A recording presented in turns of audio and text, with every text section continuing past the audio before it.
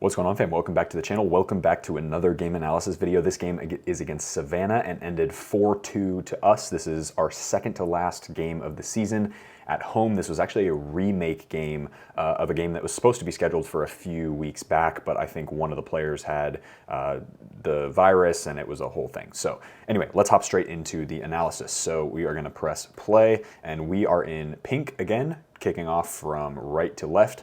Ball's gonna come straight out to me and we're just gonna rotate it straight away. One of the things that we like to work on is just making sure that we have possession of the ball early on in the game, especially in these first couple minutes. As you can see, it's only 30 seconds in. I've already touched the ball twice and we're moving, and it's just back and forth and back and forth. See, a minute 21 and we're back and forth again. So good stuff there. A lot of this game is a little tuck, tick, tick, tick, tick, tick, tick. So ball comes back to me. They're not going to high press at all. And then I'm looking for, I just totally shanked that crap out of bounds. Whoops. That was unlike me, unfortunately, but it happens. All right, ball into the center mid, ball back to me, touch backwards, out of pressure, back to the center back, and we go from there. So no problems. Great leave by our number 10, and then we counter press, and we're able to get higher up the pitch. Little defensive win there, just got in front of the guy, so no issues there.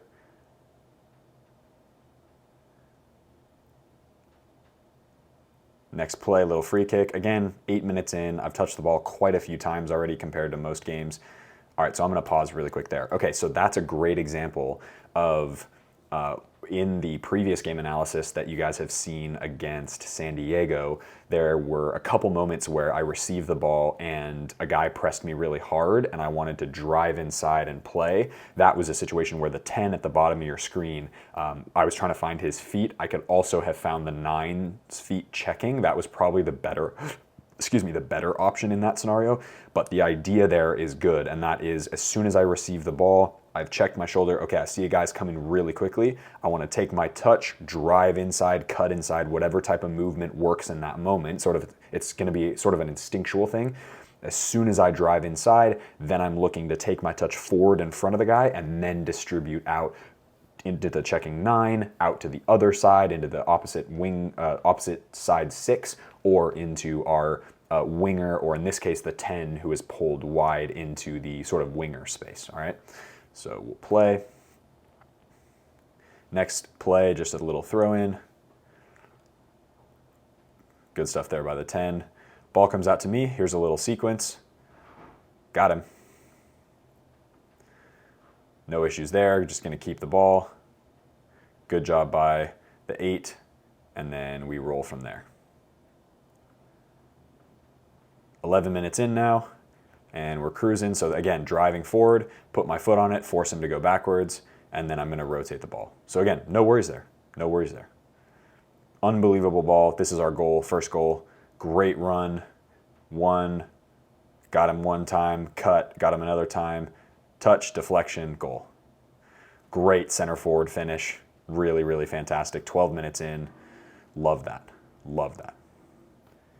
Good stuff from unbelievable ball over the top from our 6 too. Great defending here, and then just come out. Okay, I don't want him to go backwards. He's got to force down the line, and then he basically just hands us the ball and we're able to get out of it. So no issues there for me. Little double down here.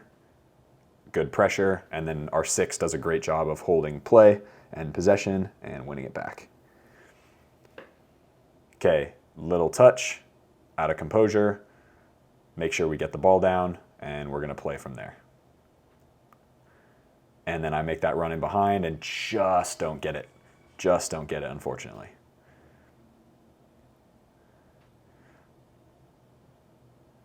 So I can see that guy coming to my right side. 6 does a fantastic job in that half space. Again, we're keeping the ball quite a bit, which is great. Little touchdown, little rainbow from our 10, ball out to me, one touch on the ground, and then we go from there. Unfortunately, we don't get that ball back, but good stuff anyway.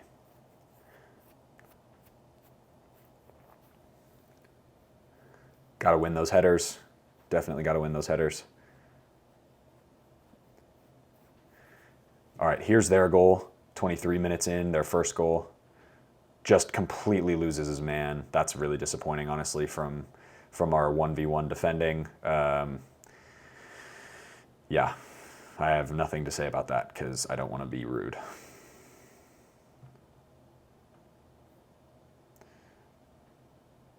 Patience, patience. Next one, little sequence here. Touch and play up to the 10. He's going to go forward, decides to cut the inside. Okay, nothing there. Okay, going to go backwards. I'm going to overlap so I'm ahead so he can break the line of press. And then we're just going to move. I'm going to take my touch. He's going to take his touch inside. Good play out of there. So that's awesome for me. That's a great, so I'm going to pause actually right there. So that's a great example of moving the ball quickly, making overlapping runs, playing to my strengths. I fancy myself as somebody who's very good on the ball, but there are players on the team who are better than me on the ball. And so for me, it's like my strength is running in behind, crosses, my engine, all that stuff. So I'd rather make those accurate passes, those little tick, tick, tick, tick, tick, give him the ball, move out of space, run in behind, give him an option to go in behind, and then we move on from there. So it's all about playing to your strengths. I know I've talked about this a ton in previous videos where it's really, really important to go through each moment of the game thinking, how can I make the team look the best? How can I make my teammates look the best? And that often has to do with, one, you have to own what you're really good at, own what you're not so good at, and that's okay. You know, I own the things that I'm not as good at. And then what are the things that I'm going to do to get myself in a position so I can make my teammates who are good at those other things good at those other things. All right, so we'll play. Next little play here, immediate pressure on the guy, and then as I see that overlapping run come, I'm just going to step across. Overhits it, unfortunately, but for them, but we go from there. Couple sequence of little plays here, touch, play. That ball I was looking, so pause. All right, so that was, I really wanted that to go into the 10. I thought he was checking, but I think that was a check and then run in behind. So I should have overhit that in and around their right side center back, I think was marking him at the time. And that way we can get him on the ball in behind in the attacking third. All right, so we'll play. Couple more, this is several like little 1-2 touch plays. So we'll just go through each of these. Again, a lot of these are going to be like just completed passes, keeping the ball ticking, getting out of space, and going from there. Lots of playing out to the winger or the 10 who's now shifted space.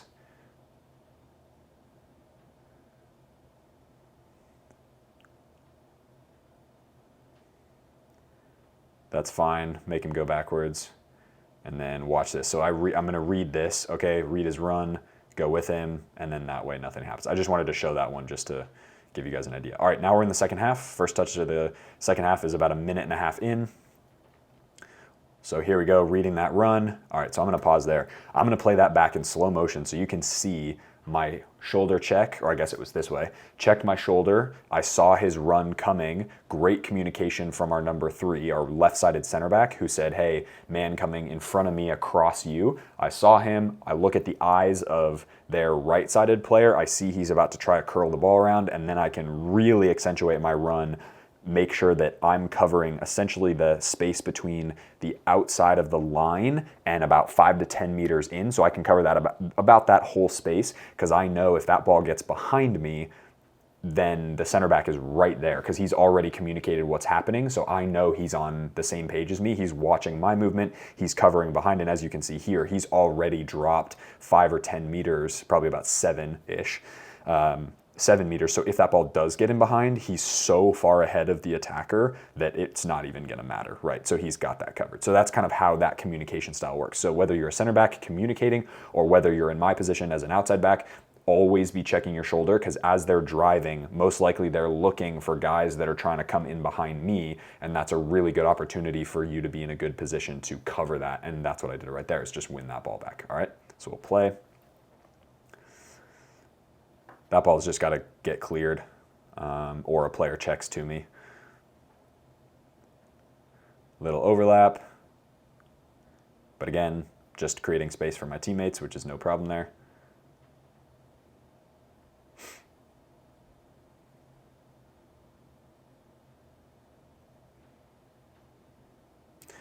That's a good ball, but it is square, and I don't really like square balls, but it worked. Sometimes you gotta play those.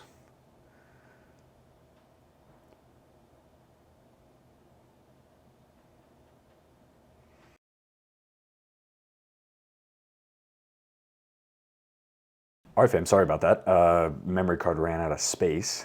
So we're gonna go and start from the clip at like right in the 52nd minute. Here we go. So we're gonna press play. All right, so ball comes over the top. Big defensive header, really good there. Trying to get up to our player who's able to get to the 10, and then 10 can drive forward. So watch this sequence. And then who comes tearing around the sideline? Love that PK. Boom. Nice PK call. All right, here's his PK. Boom, gets saved. So again, bummer, but everybody's keeping their head and it's no problem there. Great free kick touch into our number 8, back to the number 6, and then we go across. And then here's a goal from the same player that just took the PK. Bang. Great. And then he looks at the keeper because the keeper was talking crap to him. So I appreciate that. So that was 55 minutes in, 56th minute, technically speaking. Then next play, corner kick. Look at this. Tech. Boom. Half volley. Touch. Clean. Bang. Goal. Love that. So that puts us up 3-1 against them, which is a great like first hour. Good defensive play there. And then here's great cover by the 10, and then just recovering, touches off my toe, and then we're able to get kind of slow down that play, if you will. Now we're just gonna play quick, touch. And then, good layoff, but unfortunately doesn't come off. Good defensive header there because the guy's behind me and we didn't have any cover. Next play, little sequence here. So this ends up being a foul right here. Boom. I think that's shoulder to shoulder, and he calls it right outside the box, which is crazy to me. And I'm freaking out because I'm like, there's no way that's a foul. Referees sometimes, man, I tell you what. Good physicality there, winning the ball. Playing back to the keeper, no problem. So here's their second goal. I'm just gonna let it play out.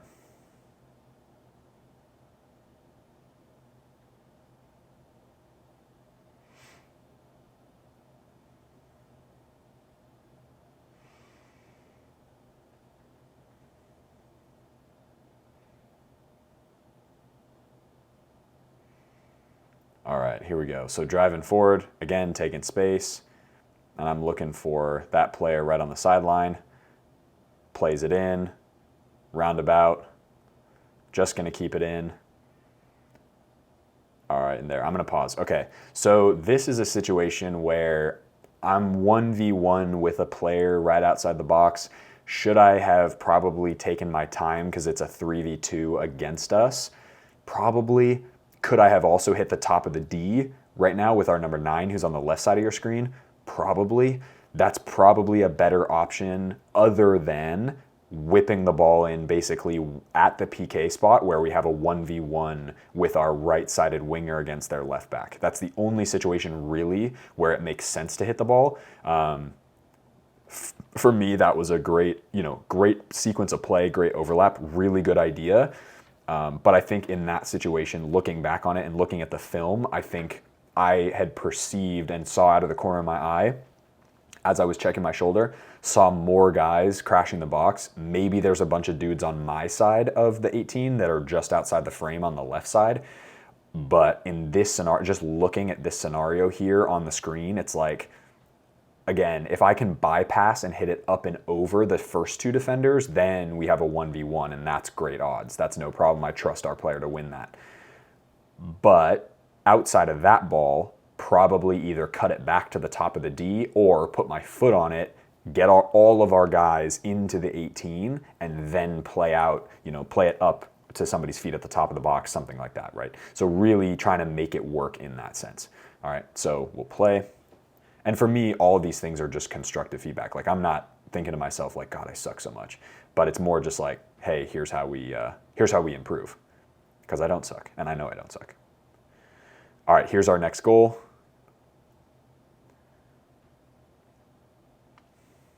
This is just a great, great fourth goal. Touch, bang. And he kind of had a hamstring thing go on. That wasn't just a celebration. That was like actually he kind of pulled his hamstring, which is not something to laugh at, but he's fine now. Like he's playing great, so he's totally good. All right, clearance up the field, and then we get behind the ball, no problem. Here's another one. So again, just taking the sting off of it, and then our center back's able to clear. Great stuff. Ideally, I would like to hold that ball or block it out of bounds, but yeah. All right, so this is a weird one. So I check my shoulder, and then this other guy comes across, and I don't hear man on. So I'm thinking I only have one guy on me, and that's poor from me. I just need to not be a dick and just clear the ball out. Because we're 4-2 up, we've got 5 minutes left. It's just like, come on, just freaking, whatever. Little defensive block there, ball goes out. Now we're 87 minutes in. Here's a little 1v1, getting closer to him. And then great job by our number 10 recovering. That's amazing. That's exactly what I need, especially in those moments. And then just counter pressing, making him play backwards. Last couple plays here. Good defense there. Ideally, it wouldn't go out for a corner, but that's all right. Flick on. Decent free kick. Would have liked it to be a little bit more, but good defensive, win that ball back. And then I'm going to drive forward. Where's the space? Okay, it's outside. Bang. And then we're able to play out of it. Then we get a foul. So I just need to be better. I just need to go to the corner there because we end up losing the ball, but I just need to, go to the corner on that one. Stop dicking around with it. Another blocked cross, so great stuff there. Just, again, preventing opportunities. That's really all it comes down to. Here's my last touch. And then, actually, that's the last part of the game. There we go. All right, so that is it for the game analysis against Savannah. That is 90 minutes, 4-2 final score. A couple things to take away. One is a positive, continuing to take the empty space, continuing to drive forward with the ball. I fancy myself as good with driving with the ball at my feet at pace. I think I can do that really well. So that's something I want to continue doing. Something that I want to improve on for this game is when we are up 3-1, 4-2, 4-3, whatever it is, if we're up, I want to make sure that that doesn't get to my head. I don't think it did cycle, like I wasn't consciously thinking, we got these guys, so I'm going to dick around. But there were moments watching myself play where I was like, if I'm really taking, the ego out of it, it kind of looks like I'm playing with overconfidence, like over arrogance, like we can just calm and whatever and all that stuff. No, I don't think so. I think even if you're 3-4-5-0 up, you still have to play with ruthlessness and you have to play like a killer, right? Like that's how I want my players, if I'm coaching players to play, that's how I want to play,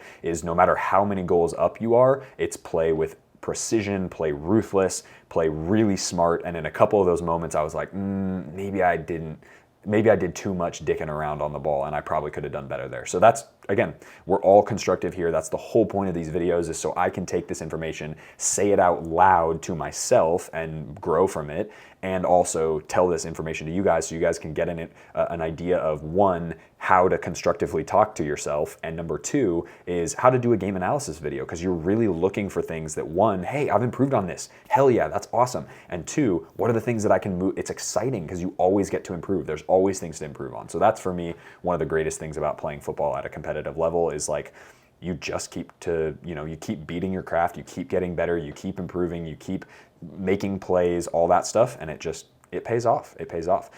Switching gears here, if you do want a free workout program, I have all the in-season and off-season programs on my website for free. First link down in the description box below. You can go grab those if you guys want. I will leave the video for the new Copa Pures, the Pure Pluses, right there, so you guys can go watch one of the newest boot reviews on a boot that I think is absolutely class. They've basically done what New Balance did with a Tequila, made it a knit and then put laces on it. They've done that with the Copa, and I think it is a sensational boot. You can click that link and go straight to it. As always, be awesome, take care. I'll see you guys in the next video.